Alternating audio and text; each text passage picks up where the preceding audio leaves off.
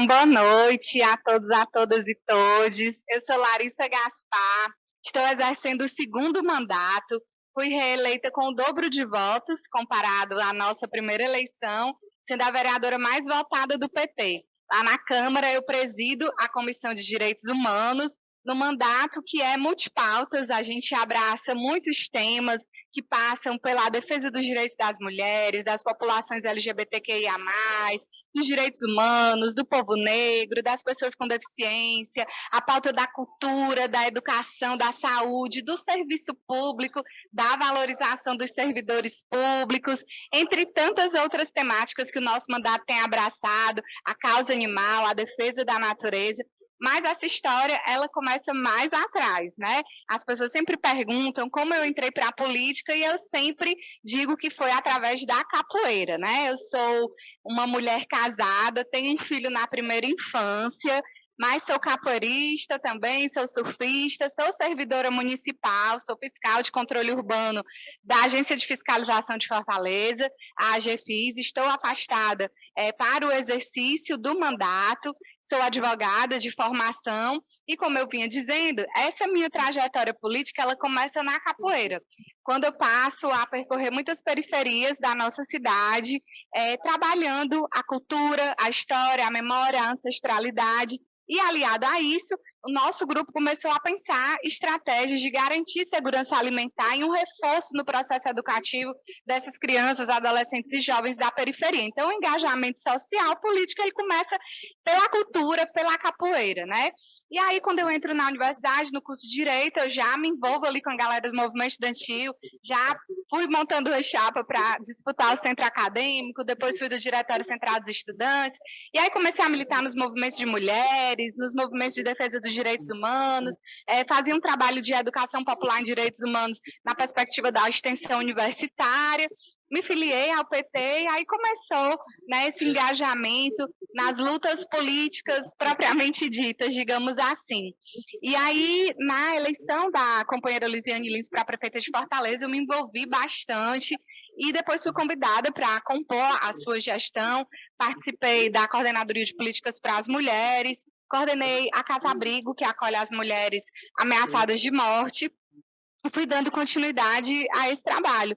E aí, em 2014, um grupo de companheiros e companheiras, né, que militavam com a gente, percebeu que era momento da gente lançar uma candidatura. E aí foi a primeira vez que eu participei de um pleito eleitoral, em 2014, quando fui candidata a deputada estadual. Não fui eleita, mas tive um bom resultado, 11 mil votos para uma mulher jovem que era desconhecida, que não tem parentes políticos, né? Infelizmente, boa parte das mulheres aqui do nosso estado que chegam à Assembleia, né, tem esse histórico de ser mulher de político, filha de político, né, sobrinha de político, e eu não sou nada de político, só sou eu mesma com as minhas lutas, com o meu envolvimento, com o meu engajamento sociopolítico. E aí a gente teve 11 mil votos, 7 mil em Fortaleza, 4 mil no interior.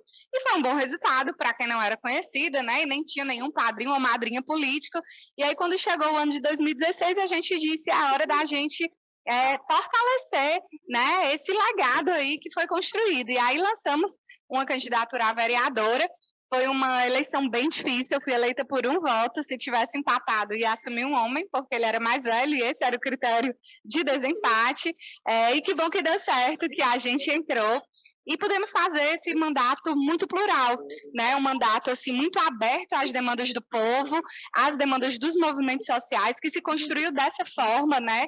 Em conjunto, né? As pautas trazidas pelos movimentos, né? Pelas pessoas que vivem nas mais diversas comunidades de Fortaleza, que nos procuravam buscando força, suporte para as suas lutas, para as suas demandas. E um mandato que foi muito presente na tribuna da Câmara, sempre se posicionando sobre os fatos, né, da cidade, da conjuntura estadual e nacional também, com uma produção legislativa muito grande. Nós somos uma das vereadoras com maior produção legislativa da cidade, né? E também com uma atuação muito grande fora do parlamento, né?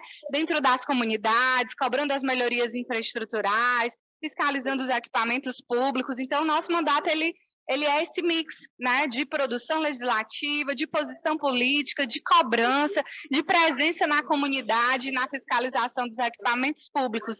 E a gente conseguiu muitas conquistas, né, que ficam como legado para o povo da nossa cidade. A gente conseguiu, por exemplo, proibir o uso de fogos barulhentos na cidade. Essa lei foi de minha autoria, minha iniciativa, inclusive eu sofri uma ameaça de morte em função da aprovação dessa lei. Tive que entrar para o Programa de Proteção aos Defensores de Direitos Humanos, e o Brasil, para quem não sabe, é um dos países com o maior número de ameaças e mortes de defensores de direitos humanos, né? A gente ocupa aí a primeira posição no ranking mundial nessa triste perspectiva, né, de país que mais ameaça e assassina defensores de direitos humanos. Mas isso não intimida a nossa luta, a gente segue.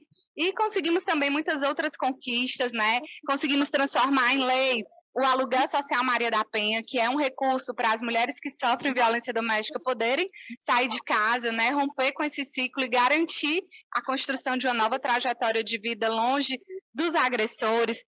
Conseguimos aprovar a realização de concurso público para profissionais da rede de atenção psicossocial, a partir da fiscalização que nós fizemos a todos os CAPs de Fortaleza, né, e encaminhamento para o Ministério Público, demonstrando a precarização desse serviço, a falta de profissionais, a estrutura totalmente incapaz de atender às demandas de saúde mental do nosso povo, que depois da pandemia só cresceram, né?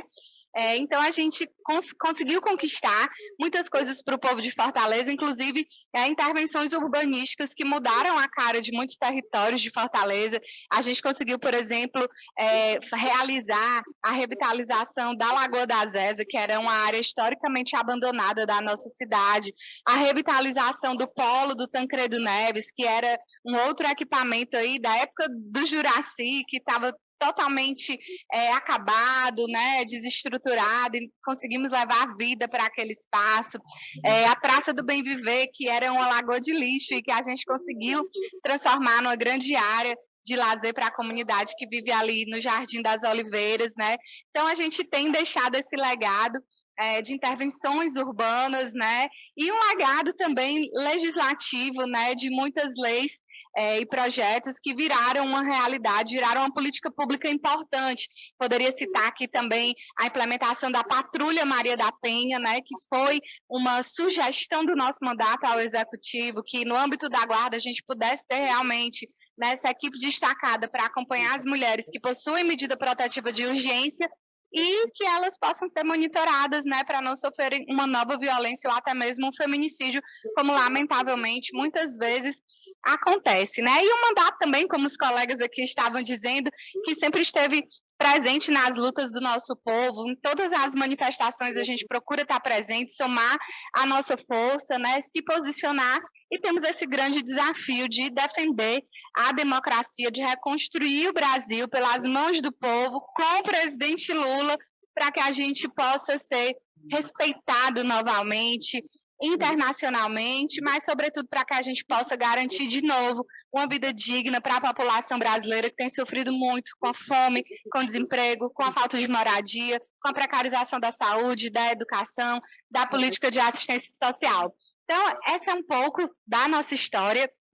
E eu espero que a gente consiga chegar à Assembleia Legislativa para fazer o mandato mais atuante da história do Parlamento Estadual aqui do Ceará. Eu tenho certeza que o nosso mandato ele vai representar isso para a população de todo o estado do Ceará, e a gente quer levar essa mesma garra, essa mesma disposição que a gente tem tido para lutar aqui pelo município de Fortaleza para todo o estado do Ceará. Então, a gente continuará abraçando essas múltiplas pautas que o nosso mandato trabalha, né, com proposições voltadas para a defesa dos animais, né, para que as nossas macro-regiões possam ter um Betmóvel, né, para castar os animais e evitar essa proliferação desenfreada que traz uma série de prejuízos à saúde humana, ao meio ambiente, aos próprios animais, para que a gente possa pensar políticas de proteção à vida das mulheres, né, que hoje a gente já tem aí uma iniciativa do ex-governador Camilo Santana e da nossa atual governadora Isolda Sela, de implementação das casas da mulher cearense, mas é possível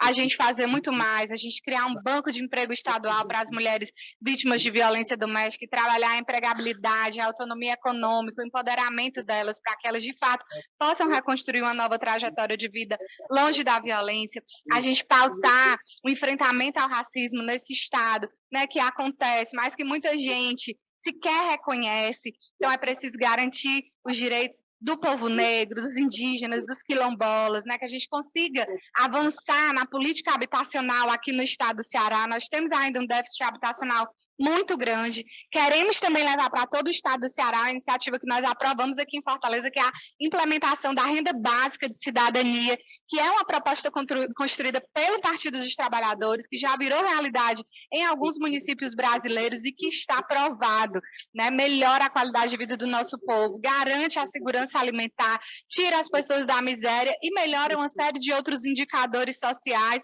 dentro de uma família, como, por exemplo, a redução da violência doméstica, o aumento da frequência escolar das crianças e adolescentes.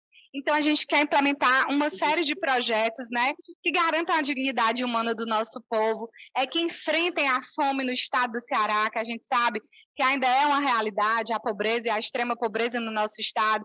Então, a gente precisa pensar a perspectiva de construção de restaurantes populares, né, por macro-regiões, a ampliação dos projetos de hortas comunitárias, de agricultura urbana, o fortalecimento também da agricultura familiar para quem está no meio rural. Então, tem uma série de ações, de projetos que a gente tem pensado, né, que a gente quer poder levar para os 184 municípios do estado do Ceará.